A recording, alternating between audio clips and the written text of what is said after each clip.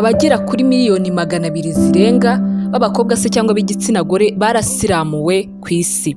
Raporo yagaragajwe na UNICEF, United National of International Children's Emergency Funds, ishinzwe uburenganzira bw'abana, yagaragaje ko byibura buri minota 6 umwana w'umukobwa arakebwa cyangwa se arasiramurwa.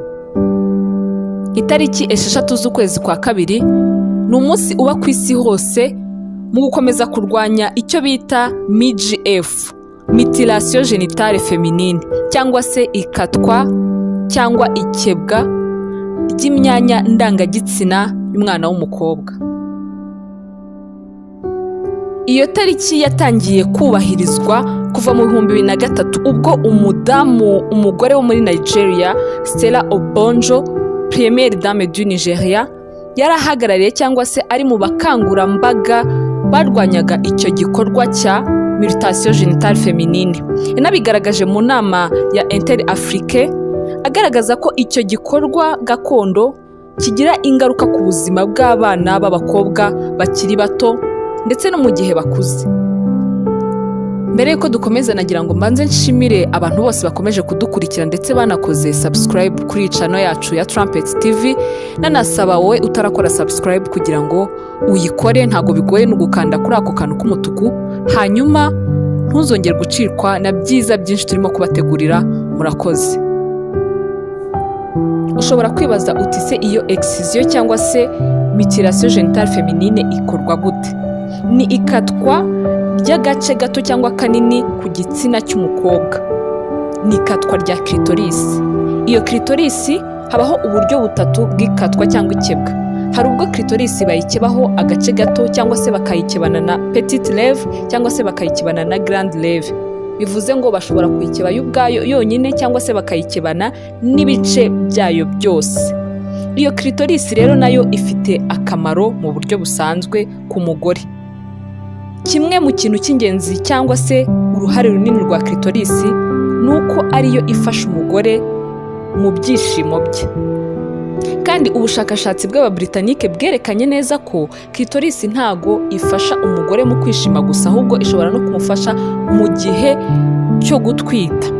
Bitewe nuko iyo clitoris, muri clitoris hafi aho niho habera uruvangitiranye rw'umuvuduko w'amaraso ushobora gufasha intangangabo kwideplasa cyangwa se kujya muri ovule byihuse, cyangwa se kujya aho igomba gukurira ariho muri ovule.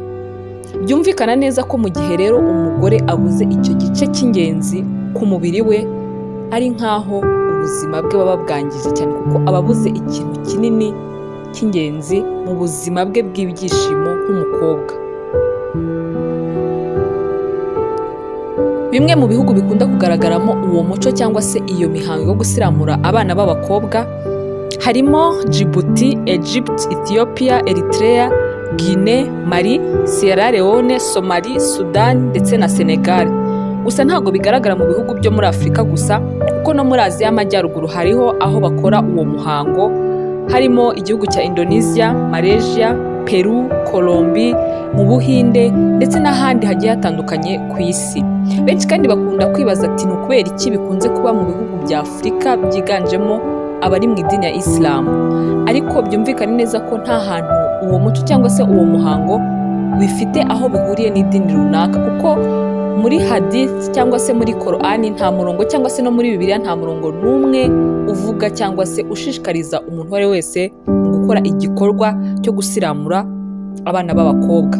Byumvikane neza ko ari mu mico igiye itandukanye y'abantu, haba mu bihugu cyangwa se mu migabane, ntaho bihuriye n'idini runaka.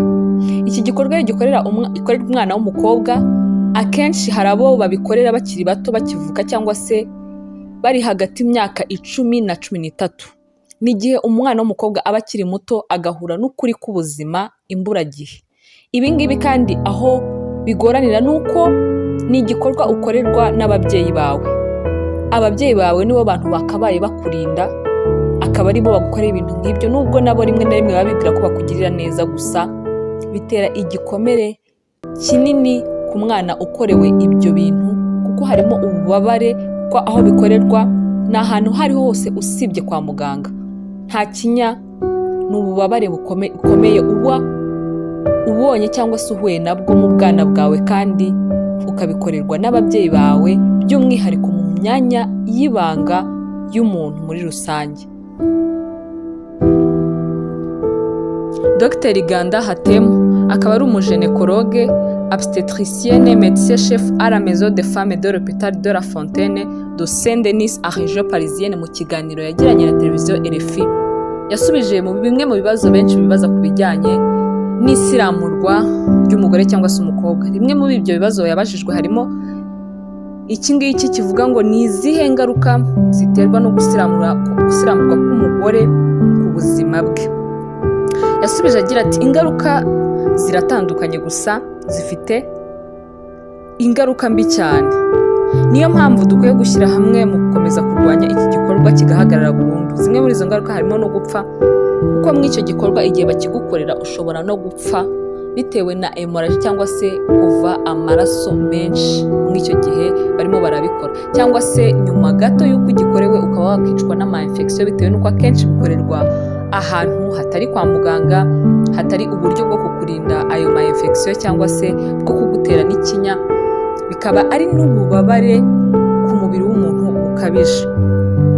Izindi ngaruka cyane cyane umuntu cyangwa se umugore ashobora guhura nazo ni ukuba mu mikurire cyangwa se igihe abaye umudamu yagira ikibazo cyo guhurwa cyangwa se kuzinukwa imibonano mpuzabitsina, kandi akaba yanagira n'uburibwe bukabije igihe yaba akoze imibonano mpuzabitsina, kandi akaba atabasha no kubona cyangwa se kugira ibyishimo mu gihe cy'imibonano mpuzabitsina.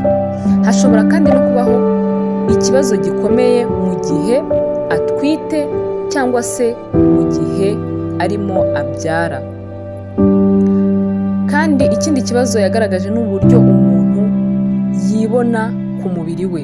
Hari ubwo biba ipfunwe cyangwa se imbogamizi kuri we mu gihe utakaswe uri uruhinja ugakatwa muri ya myaka 10 na 13, uhora wibuka icyo gihe cy'ububabare ndetse n'uburibwe wagize, bikaba byagira n'ingaruka ku bwonko cyangwa se ku mitekerereze yawe, bikaba byagutera depression cyangwa se agahinda gakabije cyangwa stress post traumatique, ihungabana rigiye kuzakuba cyangwa se rizahoraho, rizakubaho ubuzima bwawe bwose.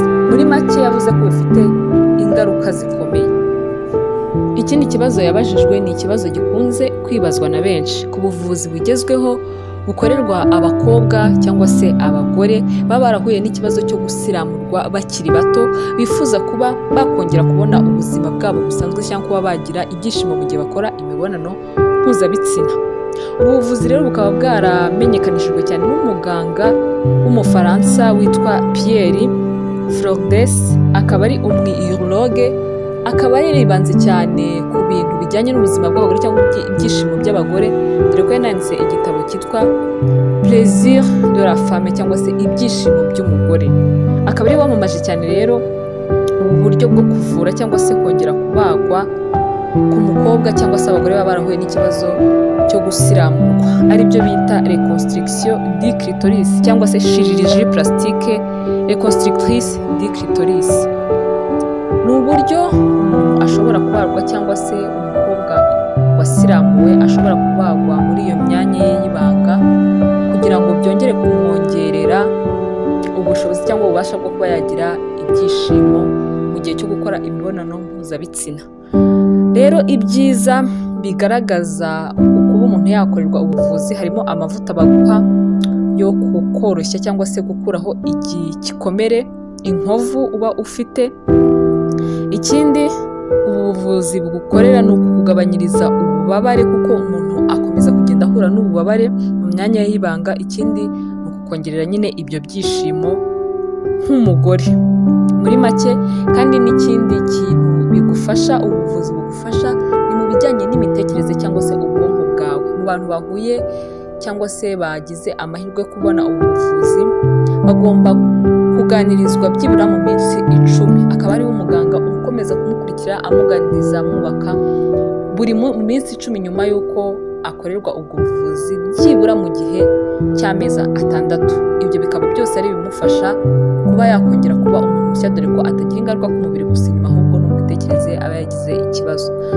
Mu gusubiza rero uyu muganga yasubije ko ikintu abenshi bakunze kwibagirwa ni uko umugore wahuye n'ikibazo cyo gusiramurwa ntabwo ari bo benshi cyangwa se ari bose bagira uburibwe mu mibonano mpuzabitsina. Hariho na bamwe nubwo atari benshi bashobora kuba bagira icyo kibazo cyo barasiramuwe ariko bakaba bagira n'ibyishimo mu gihe bakoze imibonano mpuzabitsina, wenda mu gihe babasiramuye bakaba batarakase ibice byose, hakaba hari igice cya clitoris cyasigaye gishobora kuba cyabafasha kuba bagira ibyishimo cyangwa se bakaba bagira kunezererwa mu gihe bakora imibonano mpuzabitsina. Yasobanuye neza ko rero atari bose cyangwa se atari ngombwa ko buri muntu wese wahuye n'ikibazo cyo gusiramurwa ari umukobwa yajya kwibagisha, ariko nanone akavuga ko mu gihe wowe waba ufite ingaruka cyangwa se ibyo bibazo cyangwa waba ubyifuza wagenda ugakorerwa ubuvuzi bwo kuba bakubaga mu rwego rwo kujya kongera kurepara clitoris yawe.